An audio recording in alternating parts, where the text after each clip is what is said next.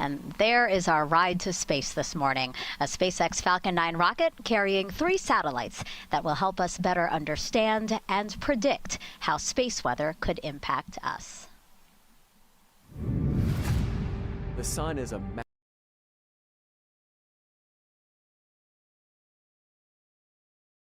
massive dynamic place. Its impact is felt across the solar system.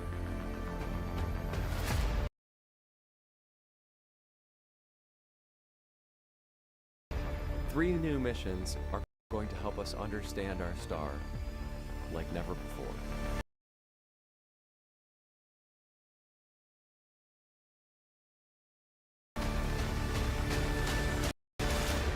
They will monitor the sun's effects from up close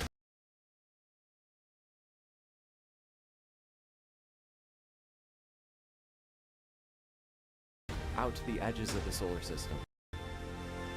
We need to understand how our own home in the galaxy was created.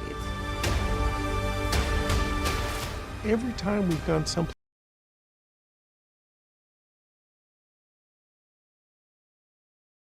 vision today.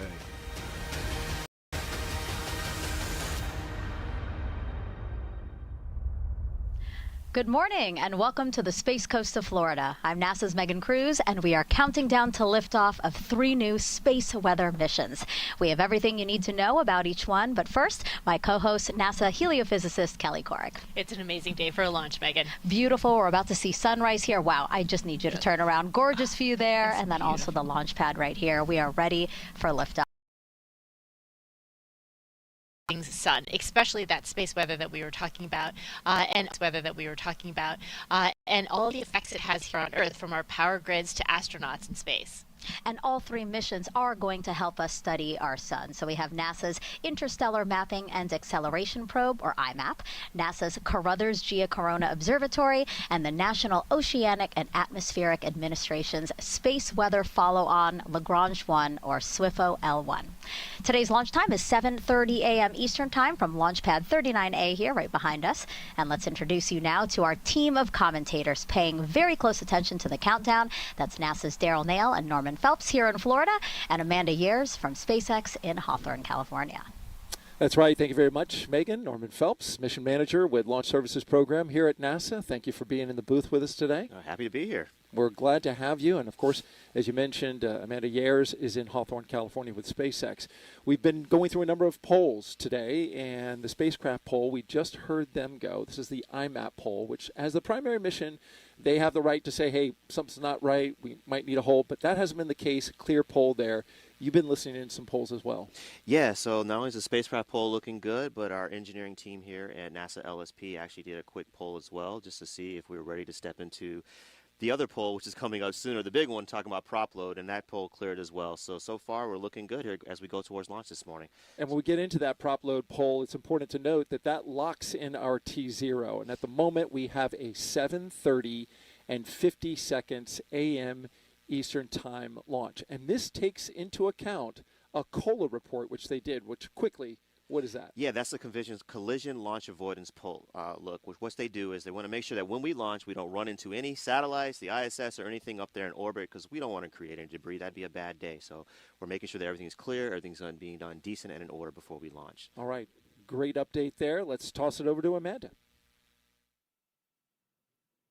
Good morning from the West Coast. Daryl and Norman, it's great to see you both. I'm Amanda Years, a ground systems engineer here at SpaceX in Hawthorne, California.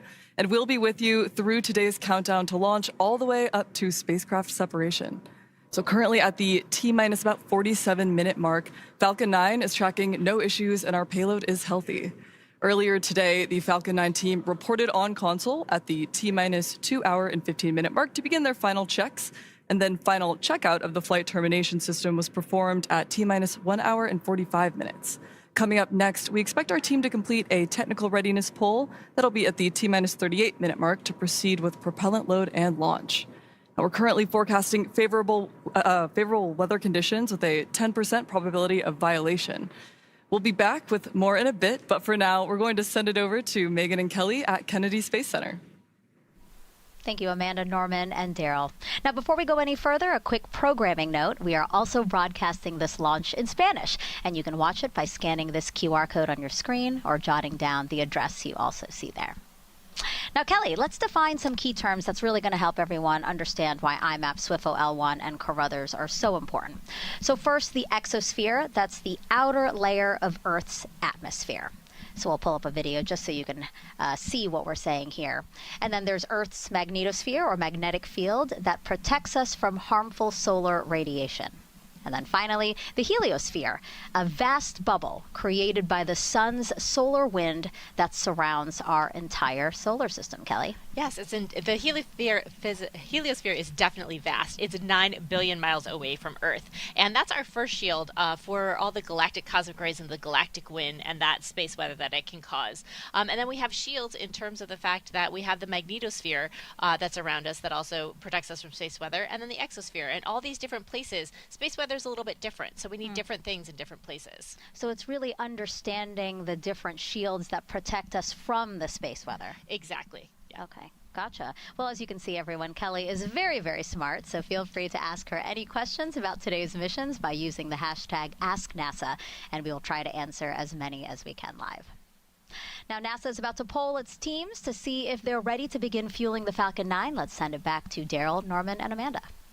All right, thank you very much. And indeed, we are getting ready for the NASA Launch Manager poll, Norman, and tell us a little bit about what this poll is. Yeah, so Dr. Denton Gibson, our NASA Launch Manager, what he's going to do now is he's going to go through each of the different disciplines that are actually on console. He's going to talk to our chief engineer. He's going to talk to the NASA Launch Services Program Office. He's going to talk to the SMD office, so forth and so on, to make sure that everyone is gearing up and that everyone is ready for us to begin prop loading. Once he gives that go, no-go, we're then going to pass our go, no-go, then on to SpaceX, who's then going to conduct their own internal poll, and then we're going to proceed with fueling from there. And we got that at T-minus 43 minutes, so we're about a minute and 10 seconds out from that. Meanwhile, as you can see on your screen here, it is a beautiful morning here on the Space Coast. Sunrise is at 7:11 a.m. Eastern Time. Our launch is at 7:30, and so we are currently in twilight right now, and it is just beautiful outside as we gaze at our mission right there inside the fairings. 3 spacecraft, which took LSP. They'll put a lot of work into this one when you have 3 different spacecraft all going to the same place. Yeah, so a lot of work went into this, so I want to tip my hat off to the team. And I will be conducting the propellant load and launch readiness poll. And before I get into the poll, I just wanted to acknowledge one of the pillars of the launch service program who is responsible helping get LSP to where it is today, Mike Carney. This will be his last launch, and just wanted to add him as honorary member of this poll, starting with CFA. Thank you, NOM. CFA is go.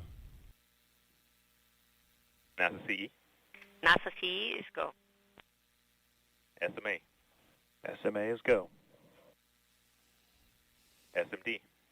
This is SMD. IMAP is go.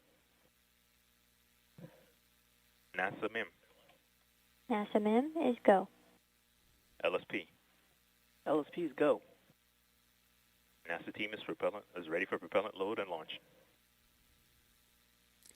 All right, there you heard it. A little early with the poll, but we're good to go. We can start loading that propellant. Yeah, this is a big deal. I mean, all the analyses, all the technical work that the team worked so hard to get to is really coming to a head here. So I want to congratulate the team for getting to this point. All right, very good. And so as we look out, awaiting a beautiful sunrise in just a little bit, we will also look forward to launch. Let's send it out to Amanda. Thanks, Daryl and Norman. That's right. So with that poll, we're tracking towards the start of propellant loading, which will be at the T-minus 35-minute mark. And in the meantime, let's meet our launch vehicle. That's SpaceX's Falcon 9 on your screen. It's a 2-stage rocket that is 229 feet tall. It's getting ready for liftoff in just under 42 minutes from now. Falcon 9 recently completed its 500th mission overall, and it has flown more than 100 missions this year alone. At launch, it produces more than 1.7 million pounds of thrust. And rockets like Falcon 9 don't use all that power just to go straight up. So early in flight, Falcon 9 will perform a gravity turn, and that's a smooth pitch maneuver that will tilt the rocket sideways and build up its horizontal velocity. You may hear this called out about 10 seconds into launch as the vehicle pitching downrange. Now, once the first stage booster completes its portion of the mission, it will shut down and separate. A staged rocket, like Falcon 9, sheds that booster so that stage 2 and the payloads can keep climbing faster and more efficiently. After today's stage separation, the booster will land on our drone ship, Just Read the Instructions, which is currently stationed in the Atlantic Ocean. And this particular booster will be returning to Earth for its second time, following its first flight earlier this year in July. Now, following stage separation, the second stage will take over, and that's powered by a single Merlin vacuum engine, also known as the MVAC for short. And topping it all off is the payload fairing, a 17-foot wide carbon composite shell, and that protects the payload during the uphill trip through the atmosphere. About 3 minutes into flight, both halves of the fairing will separate and parachute back to Earth. And if recovery goes to plan, the fairings will be pulled from the ocean and prepped to fly again. Both of today's fairings are actually flying for the first time. Now back to today's mission, just over the T-minus 40-minute mark, everything is still on track for liftoff. So let's check in with Megan for more on today's mission. All right, thank you all. Let's start by talking first about NASA's IMAP. It's about the size of a hot tub and weighs a little less than a compact car at nearly 2,000 pounds. There are 10 science instruments on board, and the instruments will work together to map the heliosphere. NASA's Interstellar Mapping and Acceleration Probe mission, or IMAP, will study the giant invisible shield surrounding the solar system, called the heliosphere. The heliosphere helps make life possible on Earth by protecting us from dangerous cosmic rays coming from across the galaxy. The heliosphere is our home in the galaxy. It's really important. We couldn't live without it. The boundary of the heliosphere, located around 11 billion miles from Earth at its closest point, is hard to study. But that's changing with IMAP. As a modern-day celestial cartographer, IMAP will fill in the blank spots on our map of the heliosphere and help us understand fundamental processes happening across our solar system. The spacecraft will be stationed at Lagrange Point 1, a location approximately 1 million miles from Earth toward the Sun. From that vantage point, IMAP will study our heliosphere, as well as measure the constant stream of particles coming from the Sun that can endanger spacecraft and astronauts. That can allow us to give a half-an-hour warning to astronauts on the space station, to the power grids, so that they can take precautions to help protect them from the damage that might happen from space weather. The only precipitation I guess we got to worry about is what comes from the sun blasting our way, but we've got a whole team of super duper smart people that are tracking that stuff to give us fair warning. IMAP's measurements will give scientists a more complete look at our heliosphere than ever before. It will also help us better prepare for dangerous solar particles and radiation that are headed toward Earth. This information will be essential for the future of human exploration as astronauts venture to the Moon, Mars, and beyond. So, Kelly, let's talk a little bit more about scientists a more complete look at our heliosphere than ever before. It will also help us better prepare for dangerous solar particles and radiation that are headed toward Earth. This information will be essential for the future of human exploration as astronauts venture to the Moon, Mars, and beyond. So, Kelly, let's talk a little bit more about how space weather can affect our astronauts. It's those high-energy particles, right, from the sun that can pose serious health risks? Yeah, that's really the issue. When they're in really high doses, they can cause radiation sickness and Our collaboration is vital to better prepare for space weather. Together, we help protect our technology on Earth, satellites in space, and astronauts as they head to the Moon and Mars. Kelly, with just 9 minutes away from launch, tell us how much this moment means to you and everyone who worked on all 3 missions. Right. I am just filled with so much gratitude and so much excitement for the entire team, all the teams that really worked here, here at Kennedy, here at all the different mission teams, as well as SpaceX. We've all just pulled together. People are so excited, and I'm crossing my fingers and toes, hoping for a beautiful launch very soon. Absolutely. It's absolutely going to be a beautiful launch. Take a look out there, the pad, the clouds, the sunrise in the background. So let us get to liftoff. Let us count down the final minutes to launch with NASA's Daryl Nail and Norman Phelps here in Florida and Amanda Years with SpaceX in Hawthorne, California. Yeah, let's do it. We are all ready to go. We're here inside our Mission Director Center at Hangar AE. You can see behind us, this is where all of the management for all 3 spacecraft are located, and it's a high-level area inside there, but they'll be tracking everything that's happening, and so far, so good. Yeah, so far so good. I mean, they actually kind of gave a really important call out a little earlier about going to internal power. I really want to highlight the importance of that, right? That means that our spacecraft, everyone, is in their final launch configuration. So similar to, you know, in the morning where you unplug your cell phone from the wall, you detach it from your EGSC there in your wall. That means now that our spacecraft are ready to launch and is ready to do business, just like, you know, your cell phone is attached from his wall, ready to do business with you for the rest of the day. 2 spacecraft on internal power, IMAP and SWIFO. We heard that call out, SWIFO L1. Carruthers, though, not powered up, so there was no switch for them. Yeah, Carruthers is powered off during launch, so they're not powered on. So obviously there's no call to be on internal power for them. But, you know, this is typical. Some of our launch vehicles launch powered on, some launch powered off, so nothing new to see here. IMAP is one of the strictest contamination missions that LSP and SpaceX have worked, and we heard a little bit about it from Amanda as we hear that engines are being chilled on the first stage of the rocket. And that is because these are very sensitive instruments. Correct. And so we're trying to study something that is going to literally rewrite the textbooks. Mm-hmm. We're trying to study how these energetic particles really interact with our solar environment. And so to do that, we need really clean instruments to do that. So think about it like this, right? You're traveling down the road, right? It's a big truck in front of you. It's throwing all this gook in front of on your windshield, right?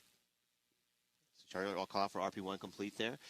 To actually see where you're going, right, on that road, right, you need to make sure your windshield wipers are clean. So just like we're trying to see what's going on in the local space environment, we need our instruments on all these spacecraft extremely clean. And I want to give a shout out to our contamination teams, both at SpaceX and NASA's Launch Services Program, who made that happen today.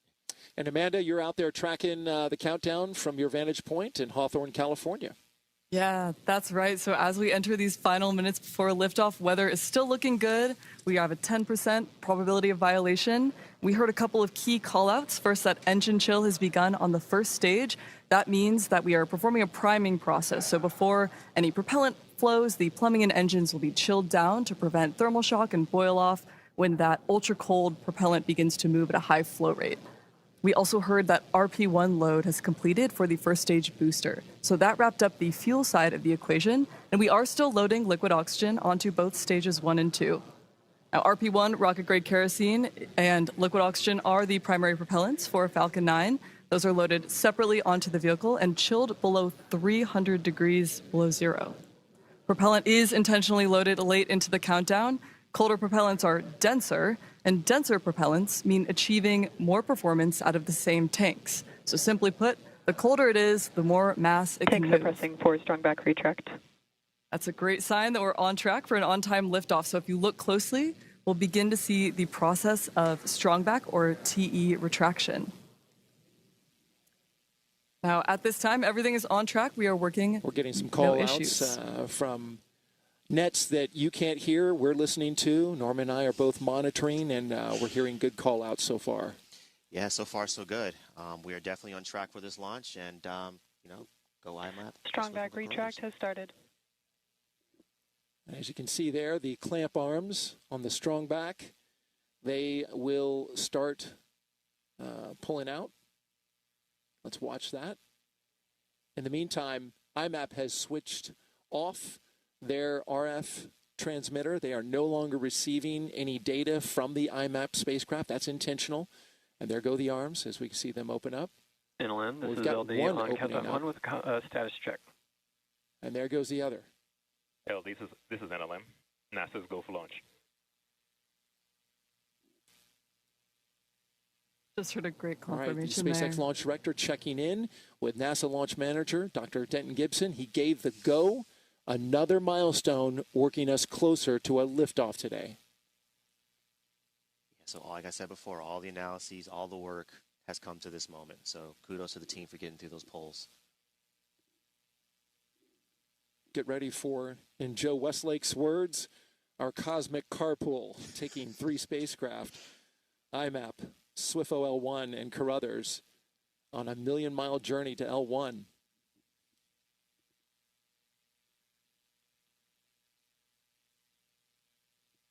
Coming up next in just a few seconds, we're expecting the completion of Stage 1 liquid oxygen loading. See those clamp arms. Stage 1 LOX load is complete. Great confirmation, right on time. And you can see those clamp arms are free and clear of Stage 2. Now, liquid oxygen loading has wrapped up for the first stage, which completes propellant loading for the booster. We mentioned these tanks are also pressurized using helium, and the helium is chilled too so that it stays compatible with the cryogenic plumbing on the vehicle. During flight, that pressurization will help to force propellant into the engines as the tanks empty.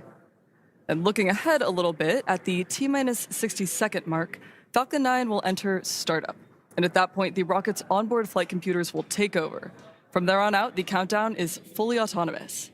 Then just inside of T-minus 2 seconds, the 9 Merlin 1D engines will ignite, and once they're at full power, Falcon 9 will lift off the pad and begin its climb to orbit. After engines start, Falcon vehicles are actually held down until all systems are verified as functioning normally before being released for liftoff. Still shut on. Yep. Stage 2 LOX load is complete.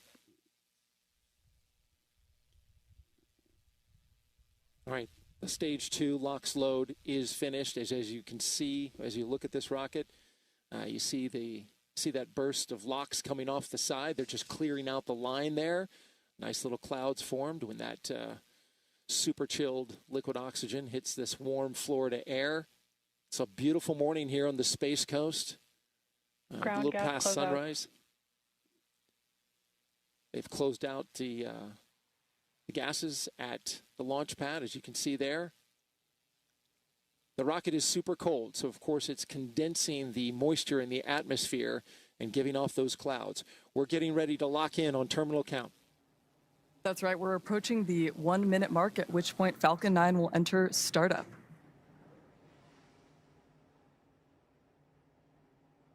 Falcon 9 is in startup. Right on time. So at this point, the autonomous flight computers have taken over the launch countdown, and stages 1 and 2 will begin pressurizing for launch. Let's listen in to the launch director's final go. The launch director is go for launch.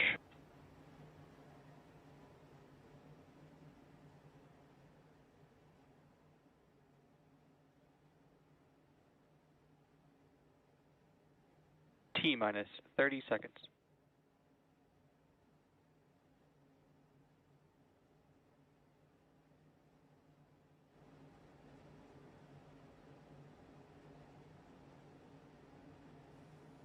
T-minus 15 seconds.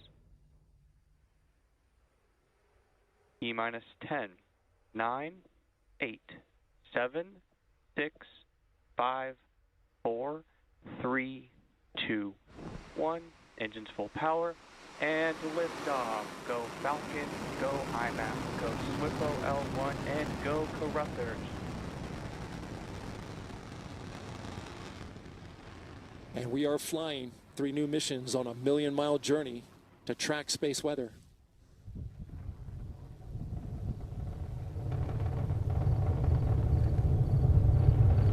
Good-looking flight so far. Our tracking cameras getting a great shot as this mission climbs into the sky.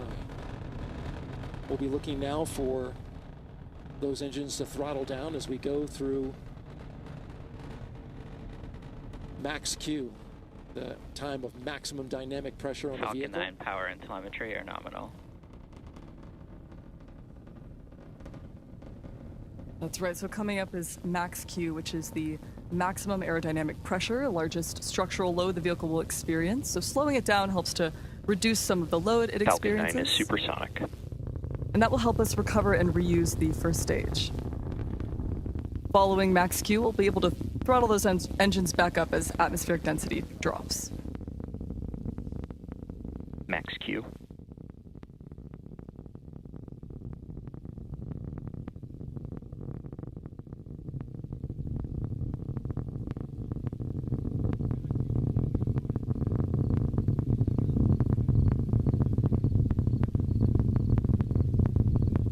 Oh, geez. I'm back, chill.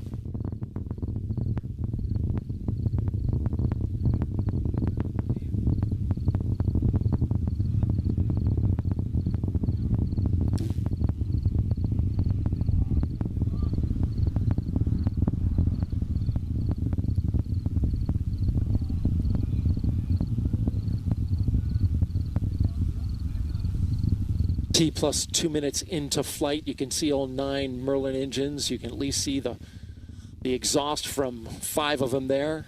Beautiful shot looking back to the Earth. Got a couple quick call outs coming up.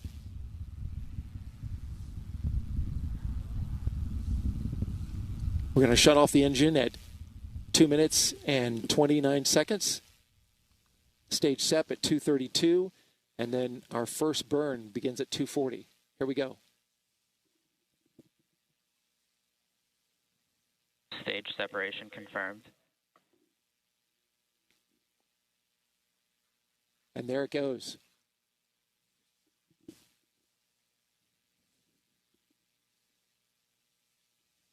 On the left side of your screen, you can see the first stage booster falling away now. And on the right side, our second stage, flying IMAP, SWIFO L1, and Carruthers.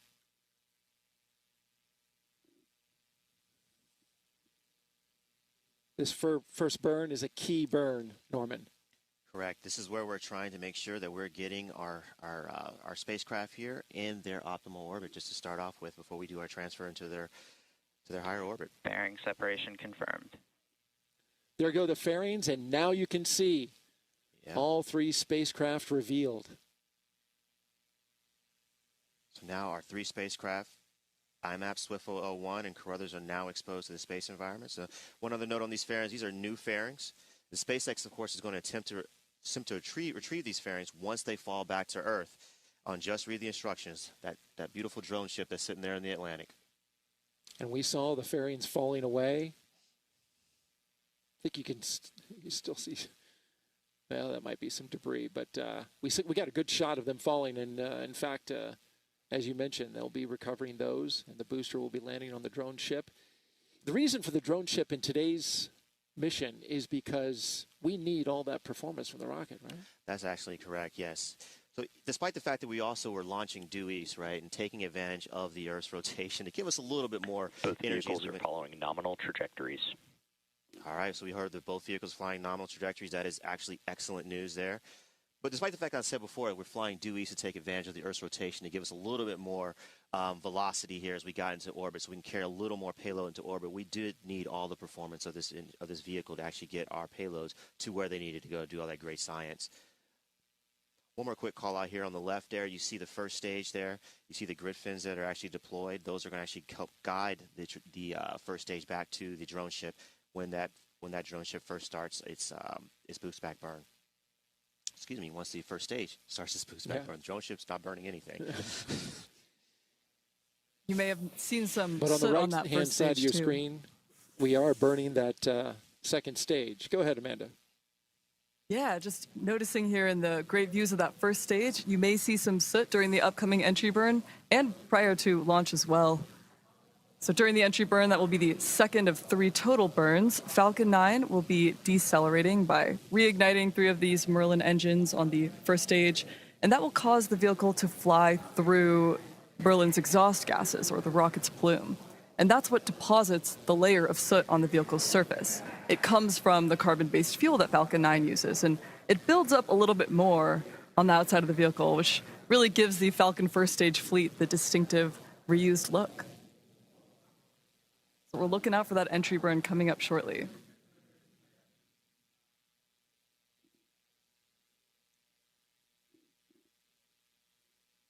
The recovery and reuse of the first stage is what allows us to refly the most expensive parts of the launch vehicle, and that drives down the cost of going to space.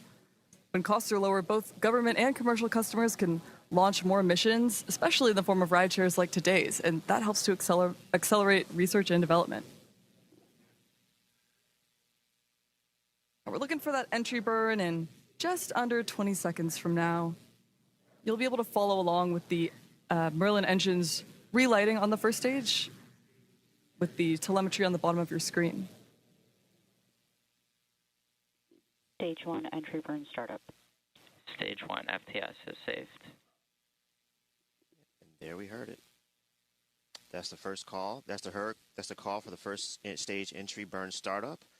We're going to be looking for entry shutdown here in a few seconds, and finally looking at landing burn shortly thereafter. So stay tuned.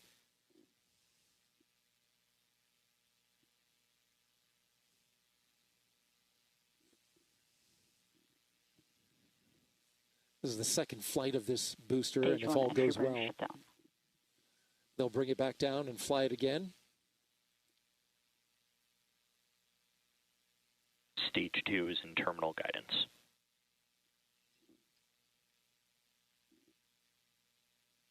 Just 30 more seconds on that stage 2 burn. And then we'll cut it off and coast for quite a while. Quite a while until we get to the right point in space to fire it again to put us in our final destination. Just about 50 minutes or so.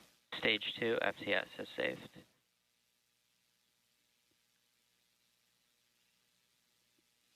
All right, so we'll be looking for that cutoff on the right-hand side of your screen. Stage 1 transonic. MVAC shutdown. There you heard it, MVAC shutdown. Cool views on the left with that booster coming back. Nominal getting ready park to orbit. shoot through those clouds. That's right, and we're rapidly approaching the landing It's also burn. got some trailing there. This landing burn scheduled to start in Stage just a 1 few landing burn. seconds. There it is, starting up. This will last about 25 seconds, and this will reduce the remaining speed of the vehicle for a soft touchdown on the drone ship, just to read the instructions. The booster is also equipped with 4 landing legs that will deploy for a vertical touchdown, so keep an eye out for that just prior to landing. Landing leg deploy.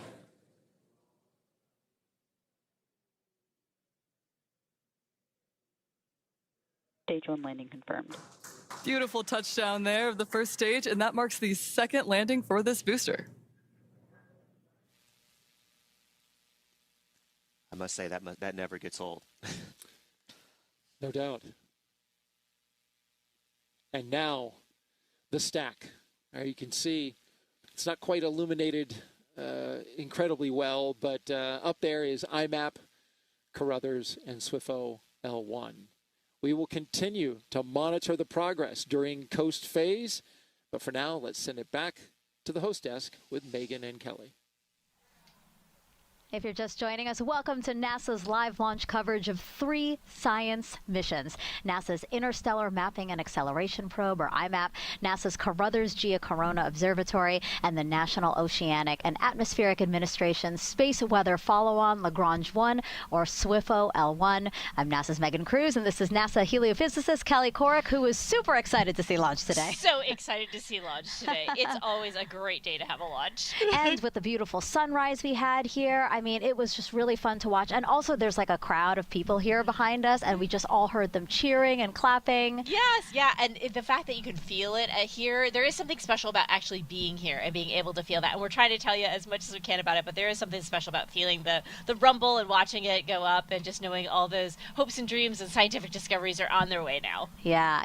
It was really great to see you guys. Less than 10 minutes ago, again, a SpaceX Falcon 9 rocket lifted off from that launch pad right behind us here, 39A at Kennedy Space Center in Florida. It really was an incredible launch. And you really said it there. It is like we are watching the hopes and dreams of so many people from across the country that have worked together to bring these science missions to launch today. Yes, yeah, and to protect our astronauts and to really understand that space weather that those 3 will study. Right. Yeah, because all 3 spacecrafts are going to work together to study space weather. So, Kelly, what is space weather? So space weather is the effect of the sun on Earth and the entire solar system. That can range for things from creating satellite drag and shortening satellite life to affecting our GPS and affecting our power grids here on Earth. So it's really important to understand it so that we can mitigate those effects. Yeah, a really wide-ranging swath of effects that we're talking about here. But doesn't NASA and NOAA already study space weather together? Like, what makes these 3 special? Yeah, we do study space weather together, and this is the next generation. The SWIFO L1 is very dedicated and optimized to do the space weather that we know today that we need, not that we needed 20, 30 years ago. So that's very specified. And then the next 2 are the next generation of space weather. What are those things we're going to need when those astronauts are on the moon and Mars? We're learning that through the Carruthers and IMAP mission. Gotcha. Kelly, thank you so much. Yeah, why don't we break down each one for our viewers right now? So IMAP is the primary mission of the 3. It will study the giant invisible shields surrounding the entire solar system called the heliosphere, which helps make life possible on Earth by protecting us from dangerous cosmic rays. IMAP will simultaneously study the sun's activity near Earth and also create the most detailed map ever of the heliosphere's boundary. Yes, that great big boundary, that 9 billion miles away, is our first defense against the space weather that's created by the galaxy and those galactic cosmic rays that can cause some of that radiation sickness we were talking about earlier. Gotcha.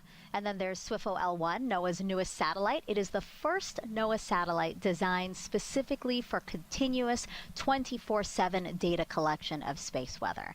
And as soon as it measures the strength and speed of incoming solar wind, it alerts NOAA. And this is usually 15 to 60 minutes before solar wind causes geomagnetic storms here on Earth. Those are crucial minutes. Those are crucial minutes so that we can do those mitigation strategies from power grids to airlines to astronauts. Yeah.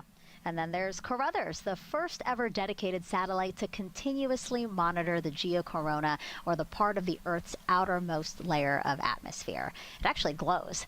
And this will offer unique insights into how space weather affects our planet.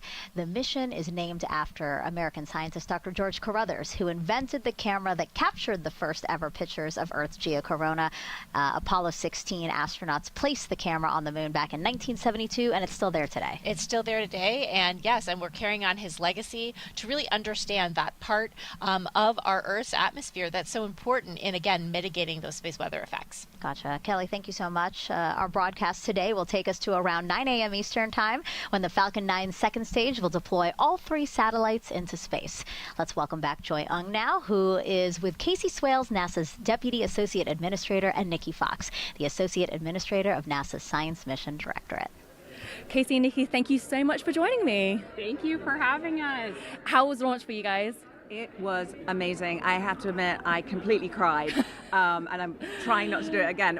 Even the countdown, I got so emotional on this one. There's so much on there. There's so much heliophysics and so much great NASA science. And our mom got to be on. And got to see it. So it's fantastic. Amazing. Yeah, it's a beautiful day here at Kennedy. Absolutely.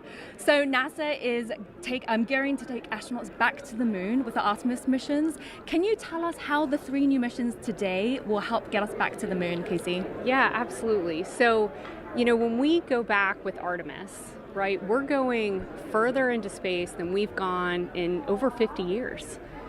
And when we send our astronauts, it's important that we're sending them safely. And in order to do that, we have to understand space weather.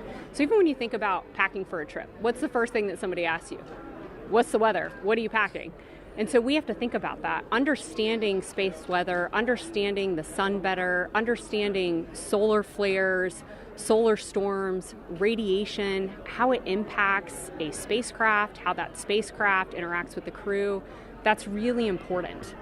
So we're launching Artemis 2 next year. We're building a sustainable presence on the moon, and then we're going to send astronauts to Mars. And so when we land those astronauts on the moon, land them on Mars, it'll be missions like this that help contribute to making sure they got there safely. That is very, very exciting.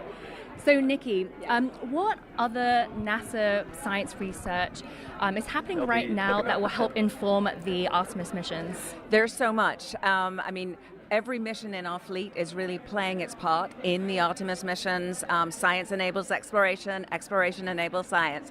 And, we are excited about all of the missions that we have up there. These are going to, really give us cutting edge, the newest measurements. We've been measuring space weather for a long time, but these are just going to be this next generation. And then, of course, a little bit later this year, we'll be launching Escapade, which will go and study basically the weather and the space weather at Mars. And so we really, really are playing our part in the Artemis mission. And so with astronauts going back to the moon, how will that benefit us here on Earth, Casey? Yeah, so, Artemis is more than just exploration, right? It's about inspiration. It's about national pride, national leadership. It's about economic growth. For every dollar that's spent at NASA contributes to multiple dollars in economic output. It's about technology advancement, AI, robotics, advanced manufacturing, and that leadership that NASA does, contributes across the world. And so that's really what Artemis is going to bring back to everyone here on Earth when we go. Thank you so much for joining me, and I'm so glad that we could all be here for launch today. It was a beautiful launch. Yes, thank you for having us. Go IMAP. Go IMAP. Go Carruthers. Go SWIFO. Go NASA. Thank you, Falcon. Okay, so back to you, Megan and Kelly. Go, go, go, go. That's right, guys. All right, we invited you to send in your questions about today's launch. So Kelly is ready for a few more, yeah? Definitely, yeah. Love the curiosity. Keep them coming. Yeah, really great questions so far. This one's from Zayshan Ahmed. How long does it take to build and integrate the satellites onto the rocket? Yeah, these all took a long time. Satellites, 2017 was when this was initially proposed. And so then we took that time to actually build it up. Then you go through a design phase, then a build, then you actually have to test it once you've built everything, and then you're integrated into the spacecraft. So it's taken the time from 2017 to now. So that's around 8 years. Yeah, and that's IMAP specifically. And then in that process, we identified the rideshare SWIFO L1 and Carruthers, yeah? Right, definitely, yeah. So within that, then Carruthers was a little bit shorter of a time frame in terms of 21. It was approximately the time when it was turned on and started actually building. But before that, folks who have been designing these and thinking about them for quite a while, we always have that next question in mind, and that next generation, always innovating here. So it takes a little while to get those innovations into print and metal and then launched on a beautiful launch like today. Yeah, that's what's so impressive about scientists, always thinking about the next challenge and how they can meet it. So, okay, well, again, thank you for sending us those questions. Just keep them coming using the hashtag AskNASA across our social media platforms. All right, so the IMAP spacecraft was built by Johns Hopkins Applied Physics Laboratory in Maryland. Here with us now is Dr. Martina Goulidou, a project scientist with APL. It is so great to have you here, Martina. So happy to be here. I think my heart is still racing. I know. How was it to see launch today? Oh, it was amazing. I teared up a little bit. No, I'm glad. Again, this is so important to you guys. Again, she's part of the IMAP team. Yes. So really, we've been talking about the science behind what we're trying to study here with these spacecraft, describing the heliosphere as a bubble, right? Yes, exactly. You can think of the heliosphere as a bubble that is being inflated by the solar wind, a constant stream of charged particles that is being emitted by the sun. Mm-hmm. So maybe we can pretend this little guy is our sun. Yes, so Martina had homework for me. She asked me to bring some props. So I have a balloon and I have a balloon pump. So you're saying the pump is going to be like the sun. Sun. And the solar wind, so the strongest the solar wind, the more the heliosphere is being inflated. Mm-hmm. And now when the solar wind gets weak, our heliosphere is being deflated. Okay, so the pressure inside affects the shape, the size. Exactly. Yeah, so what about the outside, though? What is that expanding into? Yeah, so the whole heliosphere is actually plying through our galaxy and what we call our interstellar medium, gas and dust that is existing between the stars. When the pressure from that medium is strong, the heliosphere contracts even more. Even more, okay. And when the pressure of that medium is weak, it allows the heliosphere to breathe again. It expands. So there we go. This. Yeah. So basically, we are taking into account internal and exterior forces that changes the shape of the heliosphere. But why is that important to know? Yes, so our heliosphere is actually a shield that protects us from harsh galactic radiation. So we don't know whether life would exist on Earth the way it is now if we didn't have that protective bubble, right? So it is important as we go and explore other exoplanets in other astrospheres, we want to understand first our home in the galaxy and how we came about. And that's what IMAP's going to help us study. Exactly. Go IMAP. Oh, that's right. Go IMAP. Thank you so much, Martina. I appreciate you being here. And congratulations. Congratulations. Okay, so IMAP is going to start collecting data about 3.5 months after launch. For more on that, let's bring back Joy, who's now with Dave McComas, IMAP's principal investigator from Princeton University. Dave, thank you so much for joining me today. How was launch for you? Oh, it was so exciting. We are all so happy. The whole IMAP team is just delighted. So IMAP, as Megan said, is going to reach Lagrange point 1, which is 1 million miles from Earth, around January. What do you expect IMAP to be doing and seeing as it takes measurements in January? Yeah, so just incredible science. We'll be measuring the sun, what comes out from the sun, the particles, the magnetic fields. We'll be doing incredible space weather, helping our whole country understand what's happening that's coming towards us from the sun. And we'll be looking at the outer part of the heliosphere, the boundary of our solar system, basically, and how that interfaces with the galactic medium around us. As you just mentioned, IMAP is going to be studying the edge of the solar system, the heliosphere, as well as real-time solar activity coming off of the surface of the sun. Why was it important to build a mission that could do both of those things? So we've worked at both of those pieces before with other missions, but they've been on different spacecraft. They haven't been intercalibrated. They haven't been able to do the holistic science. Putting it all together on one spacecraft allows us to do the complete integrated science and understand our neighborhood of the sun.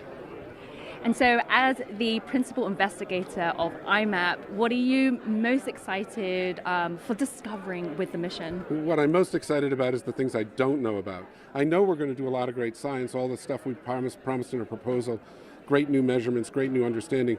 But the really exciting thing is when you fly new instruments that are much better than older instruments, you discover new things that you can't even imagine when you launch the spacecraft. That's really exciting. And how do you anticipate IMAP to be working with all the other heliophysics missions that NASA has? Yeah, I think IMAP will be sort of a cornerstone for all of the heliospheric missions. There's a lot of great science that can be done by comparing data from different missions in different positions, and we hope to be sort of in the lead of doing that work. Well, thank you so much for joining me, and I'm so thrilled that IMAP launched today. We are too. Thank you so much. Okay, and so let's head back to Megan and Kelly. Managing today's launch is NASA's Launch Services Program based here at Kennedy Space Center. It essentially acts as a broker to match uncrewed spacecraft like the 3 today with suitable rockets for launch. NASA's Daryl Nail spoke to a flight and structural loads analyst about the challenges of getting 3 spacecraft safely into orbit. And we are here with Natalie Hintz, who actually did the structural loads analysis for the IMAP mission. Thank you for being here. Yeah, thank you for having me. So structural loads sounds complicated, but explain why it's important for us to know what's going on inside that rocket with regards to all the structures. So we have this spacecraft which has all of these delicate instruments and components that have been designed with their science in mind. However, they're not really that structurally strong, and we are taking these spacecraft, we're putting them on top of a launch vehicle, in this case a Falcon 9, which has all of these rocket engines that are going to blast it from the surface of the Earth into orbit, and it's going to endure a very violent launch environment. It's a lot of shake, rattle, and roll happening inside of a rocket. Yes, absolutely. So when it comes to a spacecraft in a launch vehicle system, it's going to be much more complex. Imagine that the central beam is a launch vehicle, in this case a Falcon 9, and we have a mass at the top which is representing a spacecraft, in this case IMAP. Look at how that system is being excited. I'm not shaking the base very much here, and yet look at how much it is actually vibrating. I'm activating the first mode of the system. So we think of this as, something that's not good inside of a rocket if it were to move around like that in that clamshell. We actually have a system of spacecraft. So we have IMAP, and we also have its ride shares, SWIFO L1 and Carruthers, which are hanging out on an ESPA ring just underneath IMAP. That's right. So I actually brought my own SWIFO L1 and Carruthers here so that we can understand how that's going to change the system. These are wood blocks, but they got weight on them, and so they essentially kind of, they're a good analog for what you're doing, right? Exactly. So we can attach them here to this rideshare ring, and that is going to simulate the addition of the mass and overall structure of those rideshare spacecraft. All right, so you can already see here the static deflection is changing because we've added mass to the system. But not only that, we're not really interested in the static shape here. We are interested in the dynamic shape. So again, it's sitting on the pad, getting ready for liftoff. The engines ignite, and look at how much more it is moving. Not only that, but the shape that it's moving at has changed. So looking at the spacecraft here, we have IMAP on top of a payload adapter and a rideshare ring, which has SWIFO opposed to Carruthers. And all 3 of these spacecraft are forming one unique payload stack, one unique system. Throughout our coupled loads analyses, we derived the launch environment that these would experience during flight. And much like I shook this rocket model, we also shook those spacecraft during vibration testing to make sure that they are rated to and can survive the vibrations that these spacecraft will see during launch. So in the end, we found that through analysis and testing, these 3 spacecraft are ready to go and they are good for launch. Thank you so much, Natalie. Appreciate the time, and thanks for explaining it. Absolutely. Now, this isn't the first time NASA and SpaceX are working together to send great science into orbit. For more on that, let's head back to Amanda in Hawthorne. Thanks, Megan. Since 2016, NASA's Launch Services Program has partnered with SpaceX to fly some of the agency's most important science missions, spanning everything from Earth climate monitoring to astrophysics and planetary defense. In 2016, we launched our first LSP mission, Jason 3, which was a payload to measure global sea level rise. That success paved the way for TESS in 2018, a mission that transformed our search for planets by scanning nearly the entire sky for new worlds. In 2020, Sentinel-6 Michael Freilich carried a radar altimetry reference mission to extend the legacy of sea surface height measurements. This is critical to understanding climate change. Altimetry is the study of height, or measuring altitude, things that go up. And in this context, Sentinel-6 carries a suite of instruments which provide high-accuracy altimetry data monitoring for sea surface height, significant wave height, and wind speed, as well as monitoring inland water levels and ice characteristics. Then in 2021, LSP entrusted Falcon 9 with DART, the first ever test of planetary defense, and that went on to prove that humanity could intentionally change the orbit of an asteroid moonlet. That same year, IXPE opened a brand new window to the universe by measuring the polarization of X-rays from black holes and neutron stars.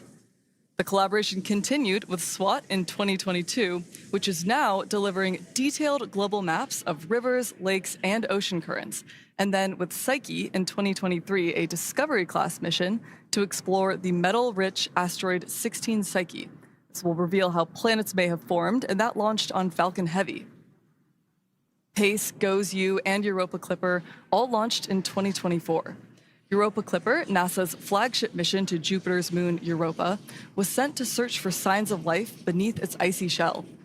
PACE and GOES-U are working to advance our understanding of plankton, aerosols, clouds, and ecosystems that regulate Earth's climate to strengthen severe storm and space weather monitoring, respectively.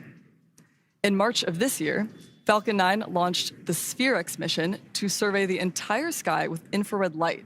That launched alongside Punch, which will study the sun's outer atmosphere.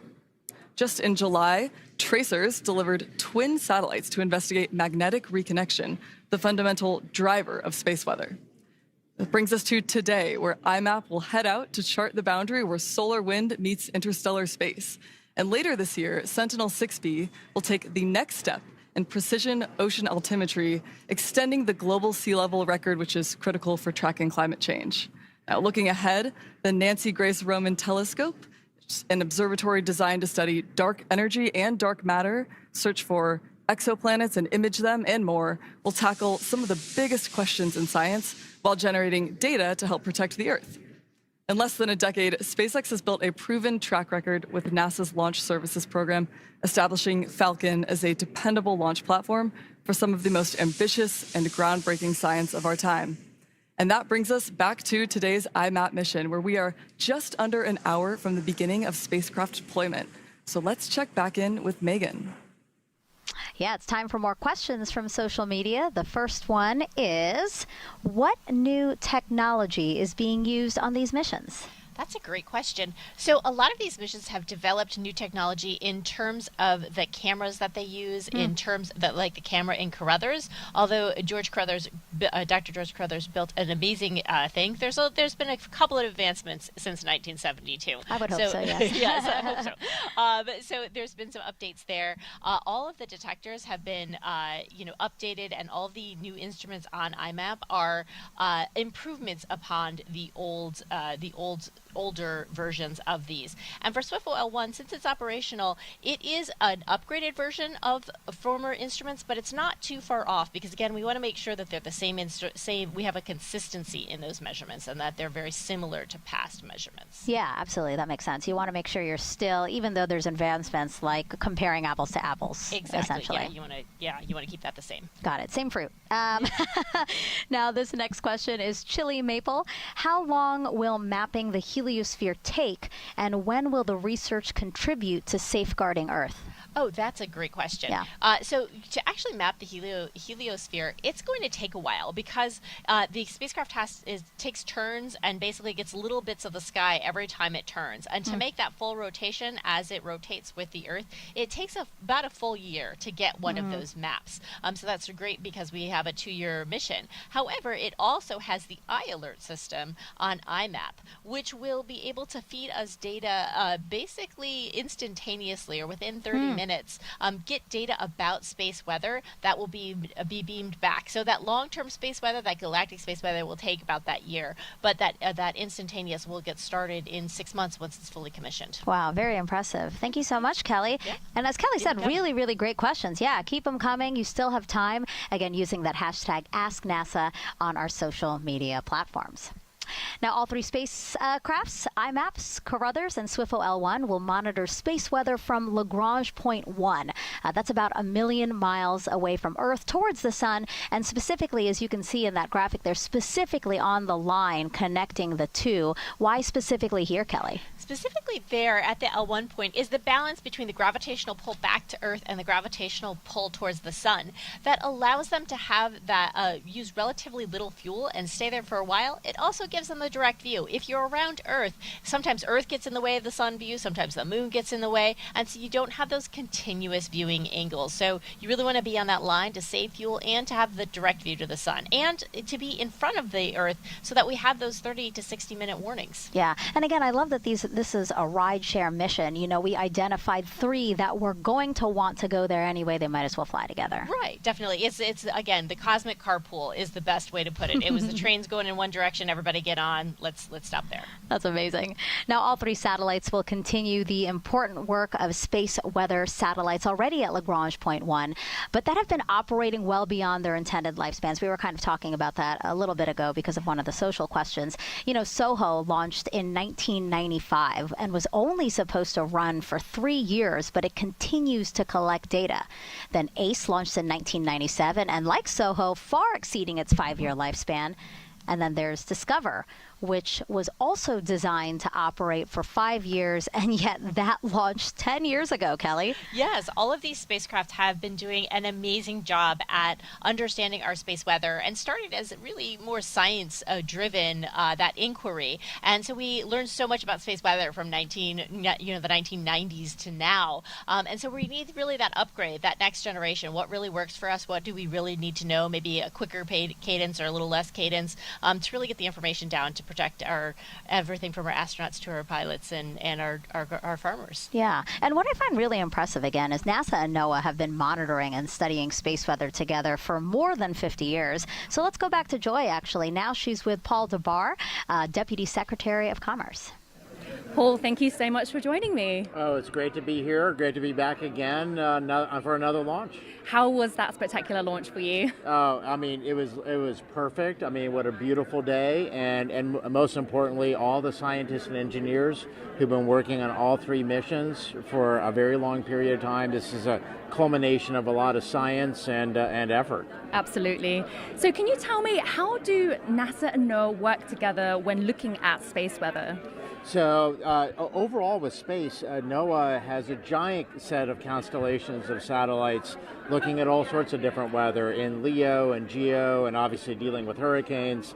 But when it comes to space weather, obviously it's a much bigger, newer issue with technology in space and telecommunications and 5G and then 6G coming up and GPS. For us to be able to move from science of taking a look at heliophysics to being able to see what could affect our technology and be able to react to that is very, very important. And that's what this mission's about. And how has studying space weather for the past 50 years benefited us here on Earth? So the basic discovery of heliophysics, which some of the other missions, IMAP in particular, is doing right now, has laid the groundwork for us to understand the various heliophysics issues and magnetic storms, coming off of the sun, and has allowed us to be able to build a sensing device for what's called applied applications, right? For applied issues, and that's what our satellite is. That's on this package here today. Have there been any memorable predictions that have helped mitigate the effects of space weather on Earth? Yes. So in May 2024, so not that long ago, there was about a 3-day storm period in the sun. And we had existing assets to be able to map that. And we were able to support giving notifications, just like we do with hurricanes at NOAA, but for, in this case, a space storm, coming from the sun. And we were able to help, various different technologies and users to take precautions. It still caused impact on Earth, and so that's why having a next generation and our efforts in Boulder for our Space Weather Center of communicating this data that we will be getting to a broader number of people around the world will be able to help move that forward and prevent issues from solar storms. Yes, it's definitely a very exciting time for forecast and for science. So thank you, Paul, so much for joining me. Thank you. And I'm so glad that we had a wonderful launch together. Thank you very much. Okay, so let's head back to Megan and Kelly. Thank you both. All right, it's been about 40 minutes since launch here at Kennedy Space Center. Let's check back in on IMAP, SWIFO L1, and Carruthers with Daryl and Norman. All right, we're coasting and doing a good job of coasting as we continue to climb into this trajectory. We are going higher and higher and higher. This is a very highly elliptical orbit that we're going into, much different than just your circularized orbit for low Earth. We got to get out to 1 million miles, so we're really getting high in this orbit. Yeah, correct. So for us to go to L1, it's almost as if we have to do an escape trajectory, although not quite. Our C3 is still kind of negative, so we're not quite on our C3. Our C3.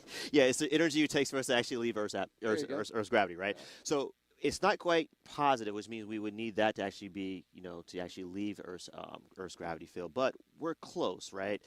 So we need that highly elliptical orbit for us to actually achieve that. The other thing I'll mention, too, is that, you say we're coasting. People are like, oh, you're not doing any work right now. Well, that's not true.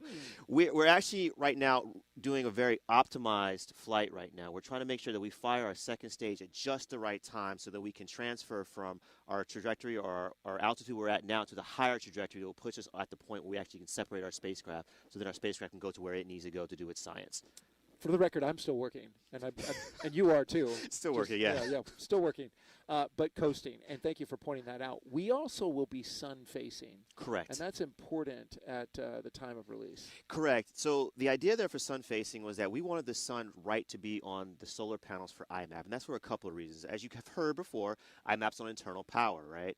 So for us to get back some of that juice into our batteries, we want to be sun-facing so all that sun's energy can get back into our batteries, right? Solar panels produce energy, which is always a great thing for our spacecraft. We like that. Yeah. The other thing there, too, is that by actually using the solar panels on IMAP, we actually are using it almost as a solar shield, right? So it's reducing the thermal strain on the instrument suite of IMAP and the instruments on both Carruthers and SWIFO L1. So we're actually doing double duty there. So we want to thank IMAP for their service to the cause here. Absolutely. And in fact, because of that shading, Carruthers needed their own warmth, right? Some heaters in order to keep them warm because they can't see the sun at the moment. Correct. And there was a fear at some point that given that Carruthers was not on, that the hydrazine lines that they had, the rocket fuel would possibly freeze.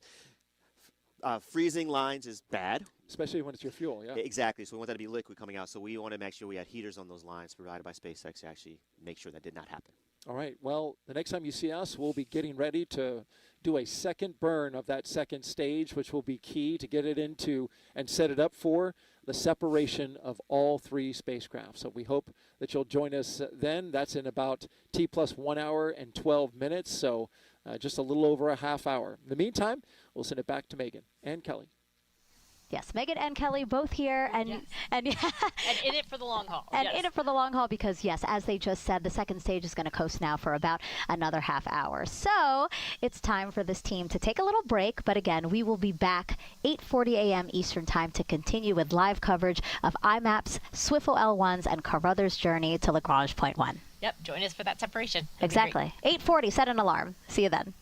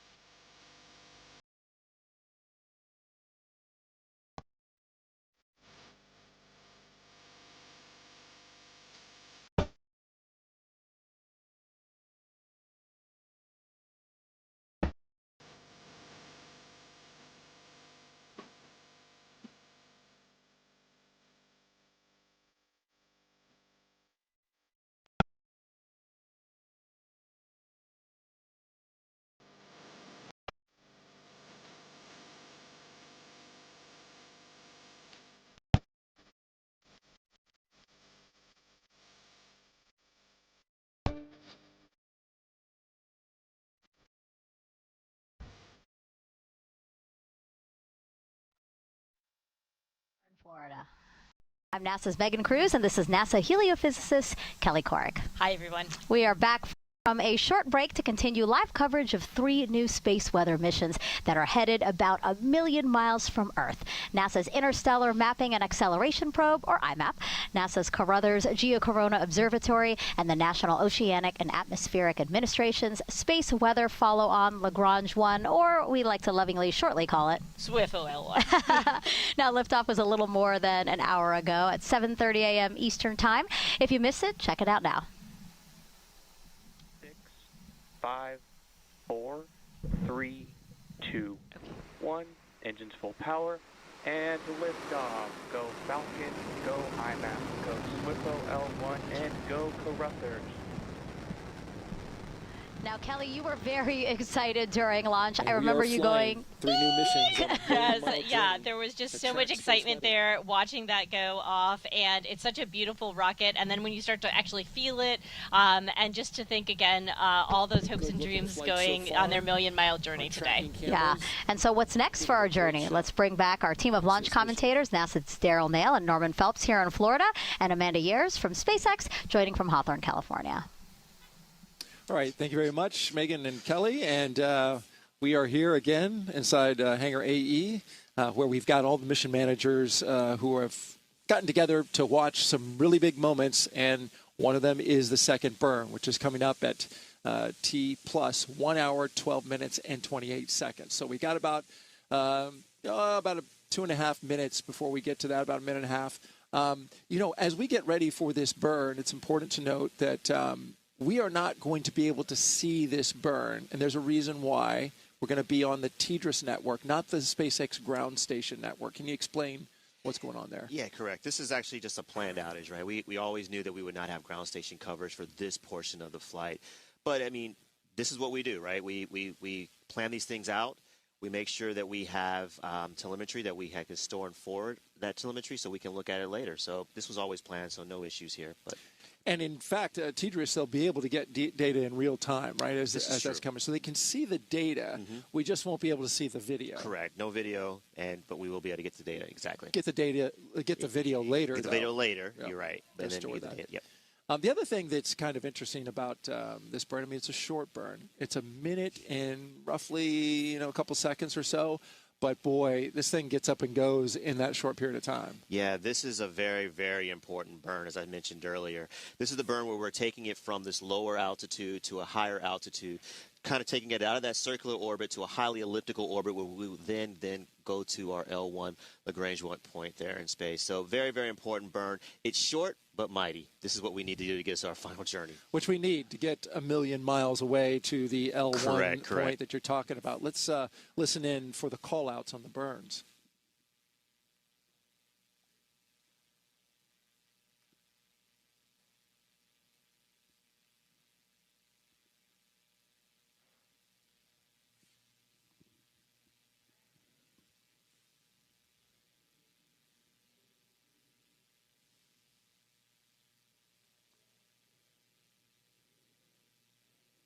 And back startup. There you heard it. Amanda, we have the second stage kicking in. Yeah, that's right. So the second stage, again, single Merlin vacuum engine, and we saw a great view of that during the first burn. This will be just about a minute long here. You may have also noticed that MVAC engine is equipped with a wider and taller nozzle compared to the M1D engines on Falcon's first stage. And that's just one part of what makes this engine uniquely optimized to perform in the vacuum of space. Although we can't see it, we do have that telemetry there on your screen of the engine firing. This will be its last burn prior to payload deployments and just a few minutes after.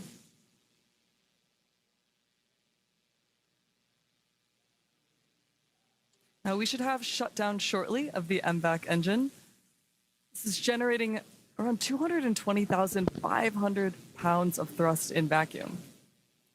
Compare this to the first stage, those M1D engines each achieve around 190,000 pounds of thrust during ascent and descent, and then we have the on-time shutdown of the MVAC engine.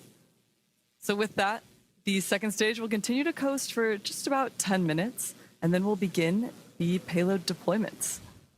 In the meantime, let's check back in with Megan and Kelly. Thank you, Daryl, Norman, and Amanda.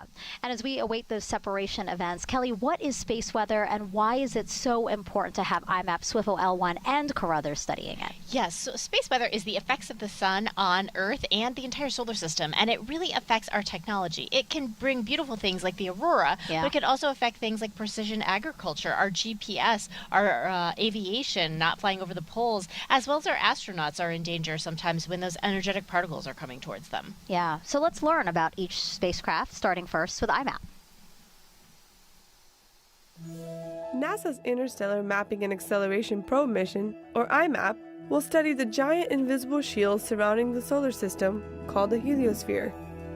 The heliosphere helps make life possible on Earth by protecting us from dangerous cosmic rays coming from across the galaxy. The heliosphere is our home in the galaxy. It's really important. We couldn't live without it. The boundary of the heliosphere, located around 11 billion miles from Earth at its closest point, is hard to study. But that's changing with IMAP. As a modern-day celestial cartographer, IMAP will fill in the blank spots on our map of the heliosphere and help us understand fundamental processes happening across our solar system. The spacecraft will be stationed at Lagrange Point 1, a location approximately 1 million miles from Earth toward the Sun. From that vantage point, IMAP will study our heliosphere, as well as measure the constant stream of particles coming from the Sun that can endanger spacecraft and astronauts. That can allow us to give a half-an-hour warning to astronauts on the space station, to the power grids, so that they can take precautions to help protect them from the damage that might happen from space weather. The only precipitation I guess we got to worry about is what comes from the sun blasting our way, but we've got a whole team of super duper smart people that are tracking that stuff to give us fair warning. IMAP's measurements will give scientists a more complete look at our heliosphere than ever before. It will also help us better prepare for dangerous solar particles and radiation that are headed toward Earth. This information will be essential for the future of human exploration as astronauts venture to the Moon, Mars, and beyond. NASA and NOAA have been monitoring the sun and its effects through space for more than 50 years. SWIFO L1 will be NOAA's first ever satellite dedicated to monitoring space weather 24/7. Meet SWIFO L1, NOAA's first purpose-built space weather observatory. When a solar storm erupts from the sun, SWIFO L1's coronagraph observes the event right away and sends the data back to the SWIFO ground segment, a network of antenna stations all over the world, with the SWIFO Command and Control in Maryland. But spotting a storm is one thing. Actually measuring it close up is another. It's the difference between tracking a growing hurricane on radar and flying through the storm on a Hurricane Hunter aircraft. SWIFO L1 does both. After the spacecraft spots a storm with its coronagraph, it watches the approaching weather and waits. Somewhere between 18 and 70 hours later, the incoming storm passes over SWIFO L1. Then, the spacecraft's instrument suite measures the storm's severity and speed and sends that data home too, giving NOAA early warning somewhere between 15 and 60 minutes before the storm arrives at Earth. NOAA's Space Weather Prediction Center in Colorado is constantly on the alert, using all the data SWIFO L1 collects to develop and communicate real-time forecasts and warnings to industry, government agencies, and the public, so they can take action before the storm arrives to minimize its impact. And the other secondary payload hitching a ride with IMAP is NASA's Carruthers. It will give us unique insights into how space weather affects our planet by monitoring Earth's exosphere. The goals of the Carruthers Geocorona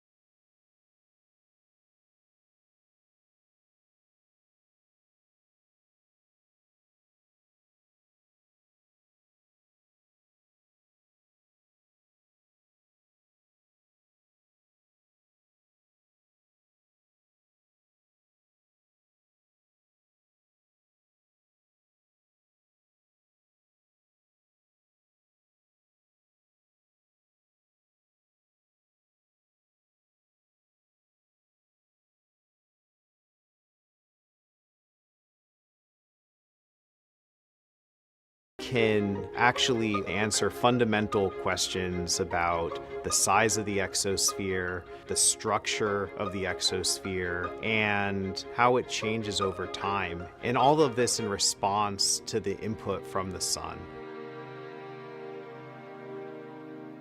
And we asked you guys earlier in the broadcast to send us your questions using hashtag AskNASA. Thank you so much for sending those in. Let's answer one now. This is from Kevin Shannon asking, L1 sounds like a crowded place. How will the observatories stop from blocking each other's measurements? That's a great question, and it does sound like there's a lot there, yet at the same time, space is very big. It's nowhere near as crowded as low Earth orbit because it's actually kind of difficult to get that, to make that million-mile trip. So what they do is they have very wide orbits, like 60 to 100,000 kilometers. So this is not, they're very spread out, and they have all coordinated and make sure that they don't block each other. Okay, perfect. Thank you so much again. L1, Lagrange point 1, the location for all these 3 satellites for them to do their science.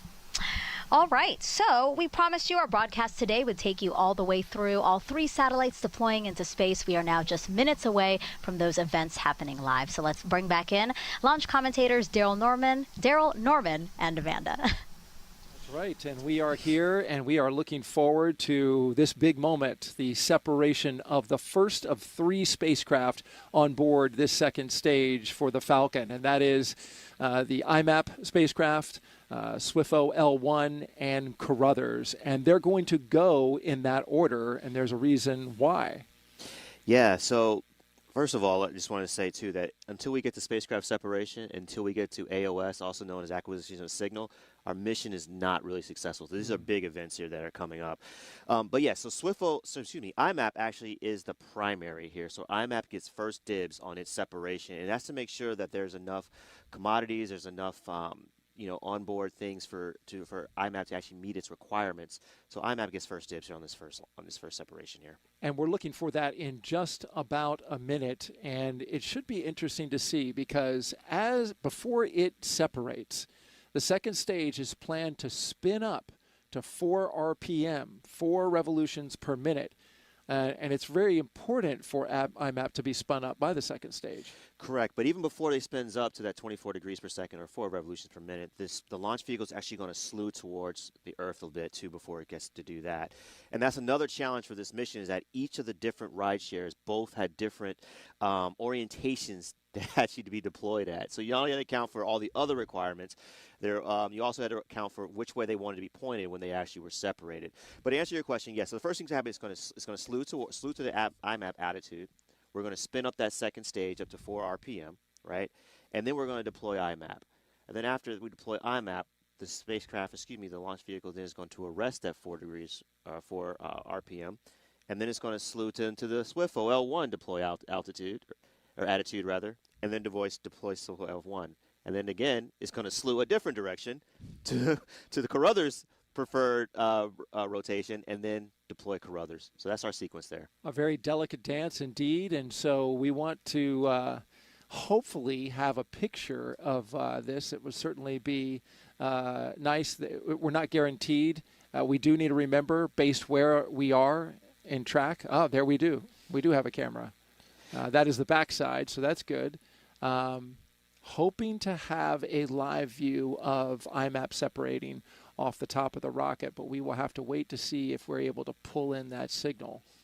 Yeah, that's going to be a spectacular image when we get that image.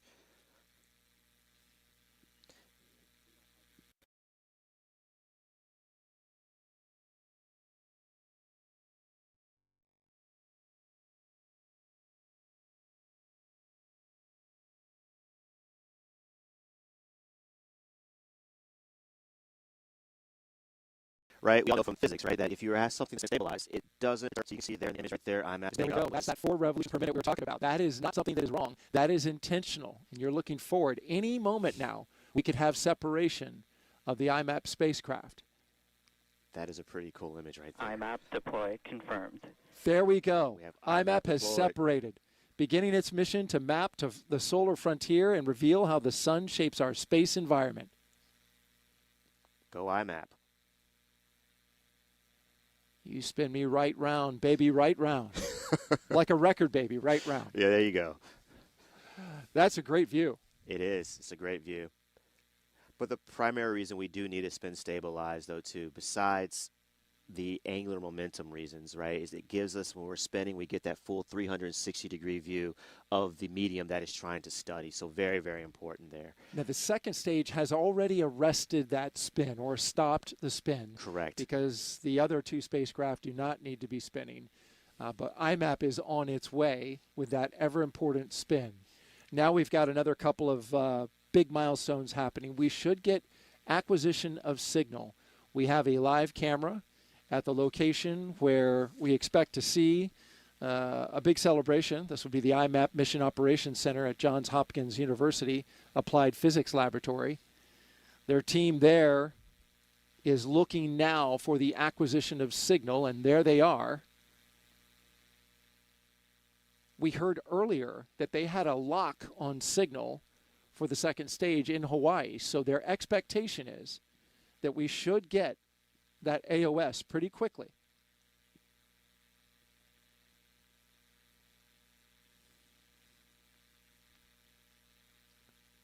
You're looking at a view at the remaining spacecraft on the stack, which is the SWIFO L1 and Carruthers.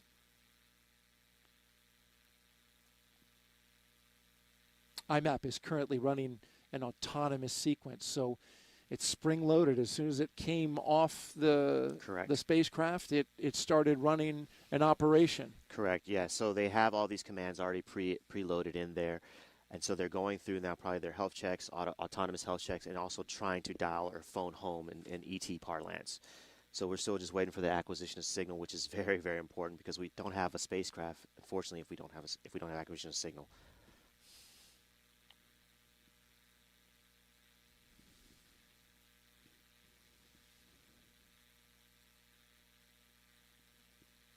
See them in the corner working hard there.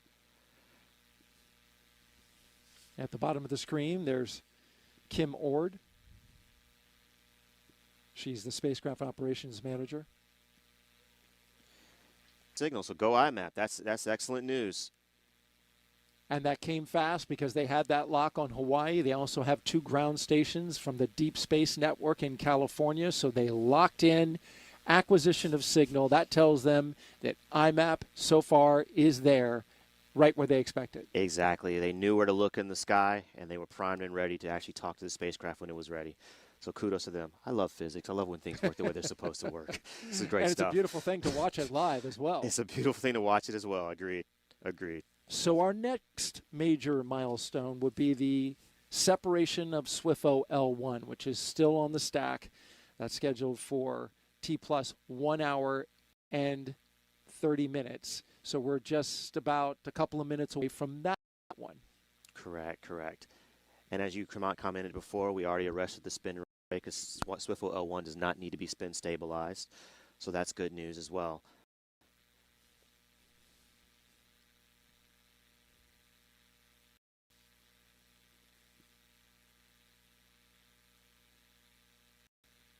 And Amanda, you'll be tracking the separation of SWIFO L1. Yes, absolutely. We have had some outstanding views this morning. Congratulations to the IMAP team on that successful deployment and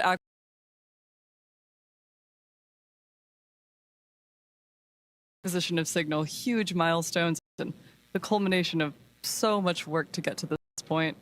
Now, looking ahead, we do have 2 more deployments. Next will be SWIFO L1, and that will be followed shortly by Carruthers.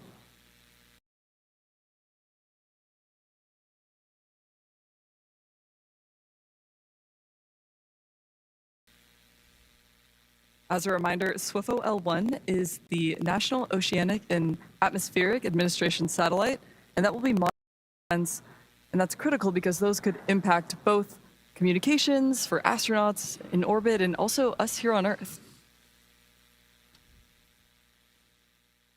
We're expecting the next deployment in just over a minute from now.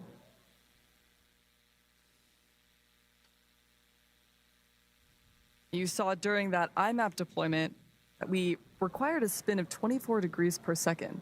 And that's actually the fastest spin deploy that we've supported on Falcon 9 to date. Of course, that's not required for the following 2 rideshare payloads. You see some great views of stage 2 as well.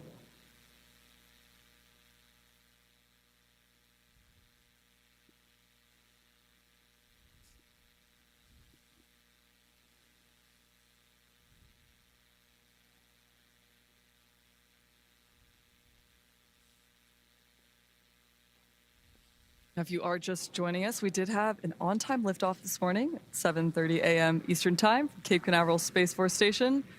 During that flight, we achieved successful stage separation and re-landing of the first stage booster, completed 2 burns on the second stage to get to this point, and we've deployed the first of 3 payloads. That's IMAP has already been successfully deployed. SWIFO L1 and Carruthers will follow.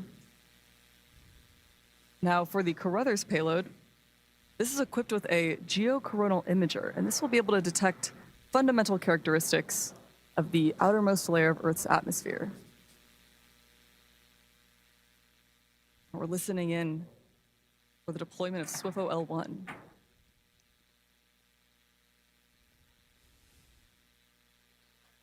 There we go.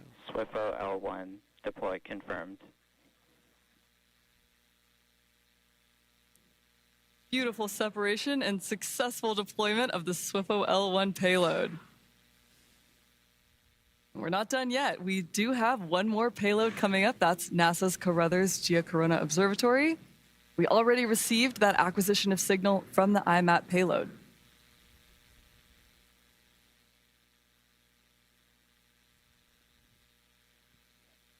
So Carruthers... Now, AOS, as a reminder, this is a... AOS, we already had that for IMAP, and that's a critical milestone for these payloads. It's the first communication from the payload to the ground stations on Earth, and it's normal for a spacecraft to take a few minutes to complete a startup and commissioning sequence, but acquiring that spacecraft signal here on Earth is like having our outgoing call answered. And it helps us to confirm the system status and health, so it's great news that we already received that for IMAP, and the AOS for the remaining payloads will come at a later time. So right now we are just awaiting the deployment of Carruthers. That's right. We want to let the audience know if you want to catch up on the AOS for SWIFO L1. We've got a code that you can scan with your phone on your screen, and you can find out when they get the acquisition of signal. Again, that's the acquisition of signal for NASA and NOAA's SWIFO L1. In the meantime, we're coming up on Carruthers separation. That one scheduled to happen in just about 3.5 minutes at T plus 1 hour and 36 minutes. There is a shot of Carruthers, the last but not the least of our spacecraft.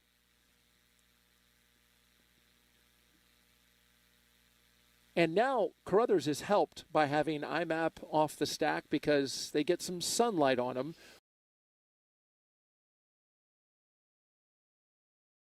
which it's important for them to have some heating. Correct, yeah, it does reduce some of the strain. Strain is probably the wrong word, but your hydrazine lines, you want to keep those warm because that's your fuel. Yeah, we want hydrazine to stay fluid. We don't want it to turn solid on us. So solid hydrazine, bad.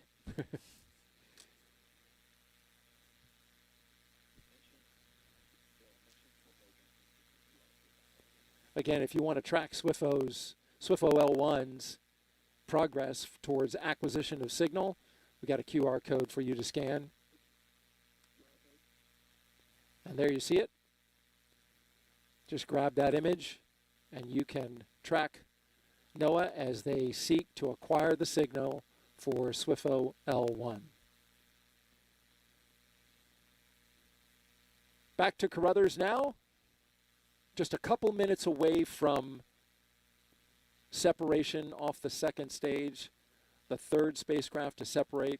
So far, great separations for the first two, IMAP and SWIFO L1, looking to have another good one for Carruthers. Carruthers, different in that it was not powered up before launch. It is going to power up after it comes off the rocket.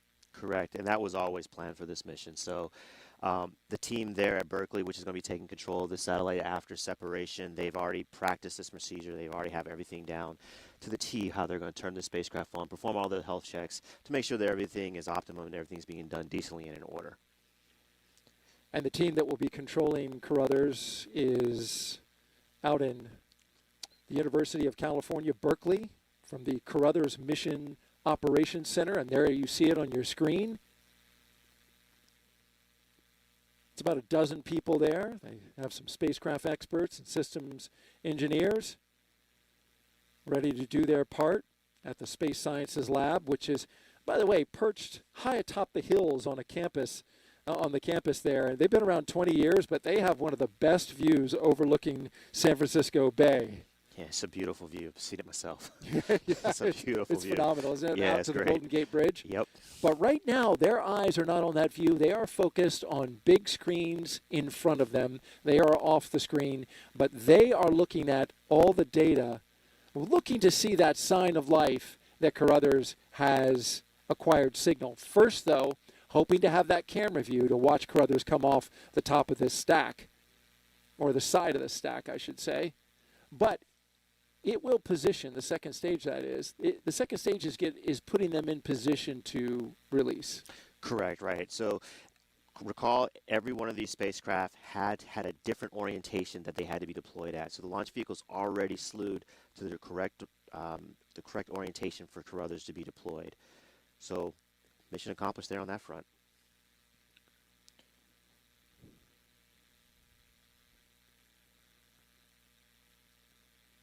There you have the second stage aiming at the sun.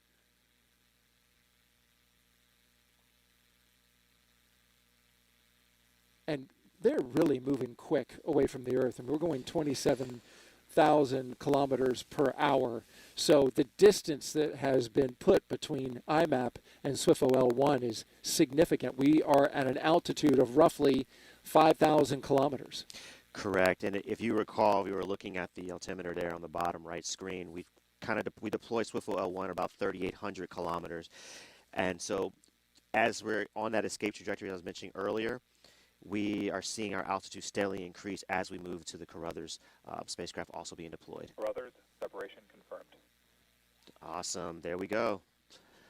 That is cool. Carruthers separating, beginning its mission to capture the faint ultraviolet glow of Earth's outer atmosphere. All three released. Yeah, congratulations to all three teams. I know this is a big day for all of them. And also congratulations to the LSP team and the SpaceX teams who worked tirelessly to get these missions off the ground. So kudos to all of them. And the team for Carruthers now going to be very anxious as they look for their acquisition of signal. You know, because the spacecraft has to turn on and run a number of items, but I believe based on the reaction in the room, they may have gotten it pretty quick. Let's listen and see if we get an update to the NLM, the NASA launch manager.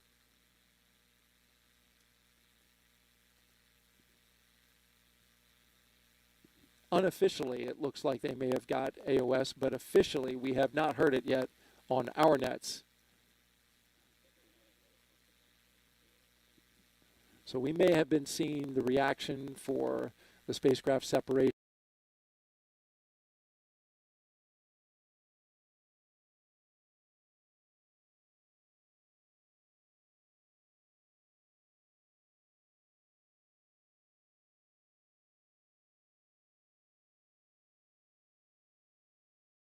Almost those three primaries.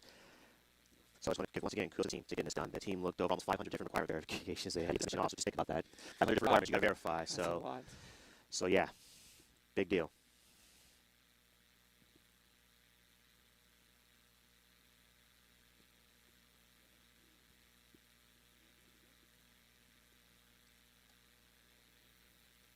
Yes, with L1 has telemetry at the MOX. Excellent news. Congratulations. We just heard confirmation from NASA launch manager Denton Gibson was given confirmation that acquisition of signal has happened for SWIFO-L1. Yeah, congratulations to SWIFO-L1. Big accomplishment there. So it looks like everything was put into a good orbit. A great job by the second stage of the Falcon, Amanda. Yeah, absolutely. It has been so exciting to see the successful deployment of IMAP, SWIFO L1, and Carruthers, and already the acquisition of signal for IMAP and SWIFO L1. Now, with these successful deployments, we will be signing off of our launch coverage from SpaceX in Hawthorne. You can follow NASA online to stay up to date on the 3 mission payloads aboard Falcon 9 today. Thank you so much, everyone, for tuning in, and it has been so great to join you, Daryl and Norman. And with that, we'll hand it back to you.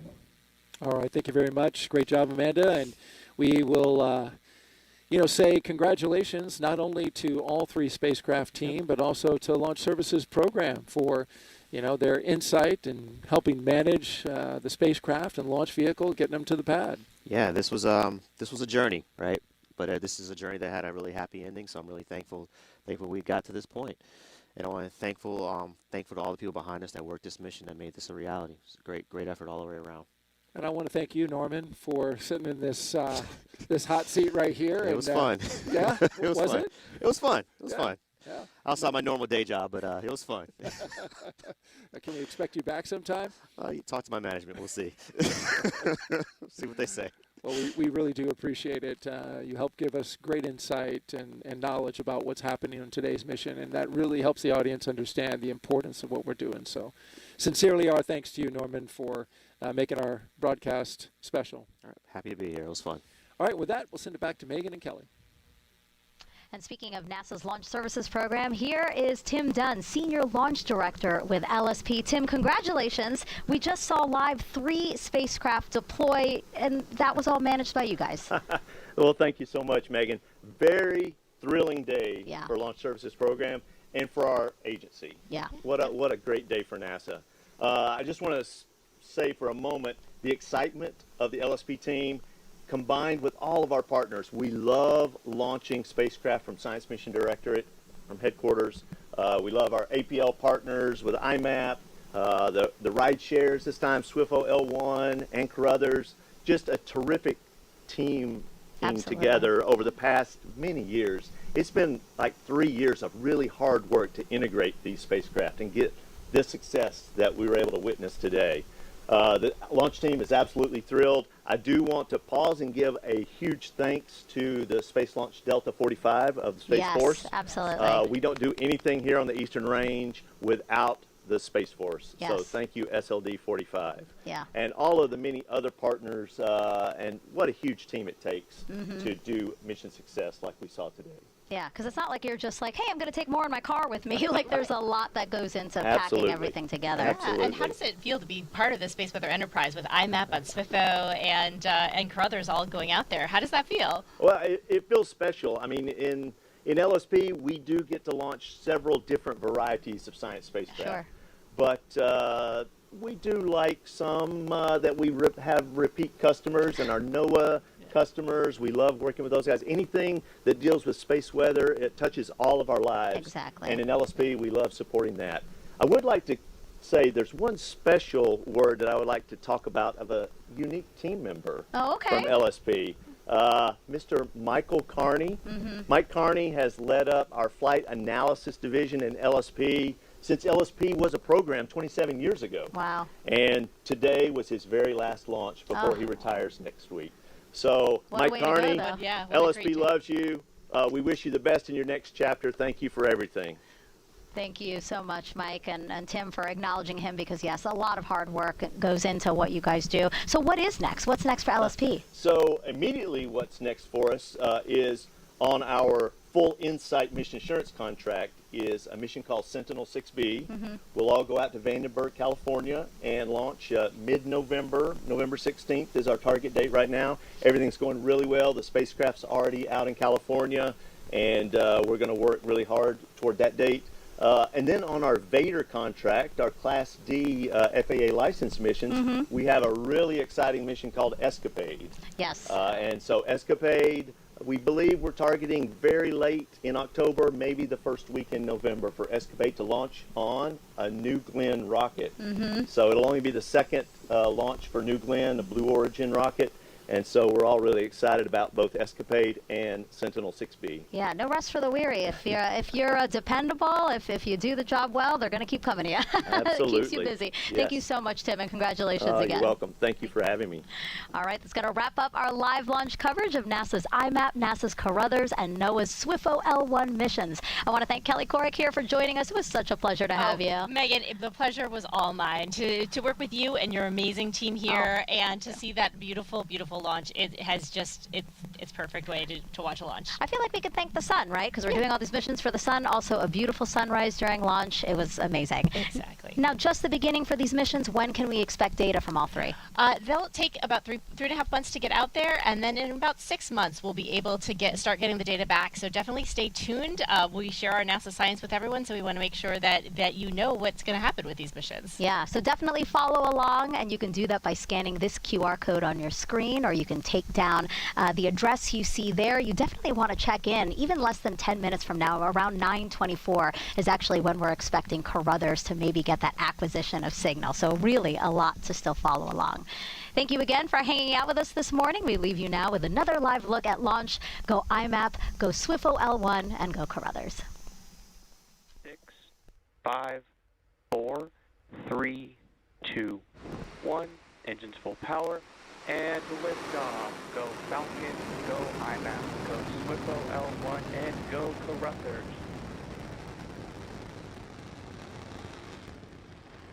And we are flying 3 new missions on a million-mile journey to track space weather.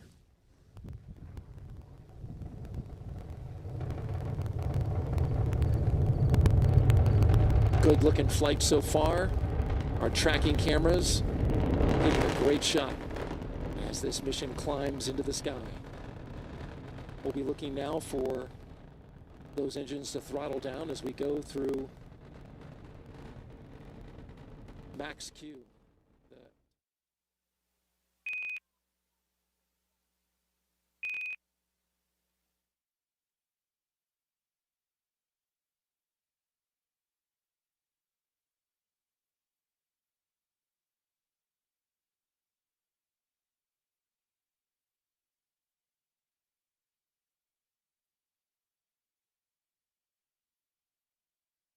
Band with a few other people from that high school, and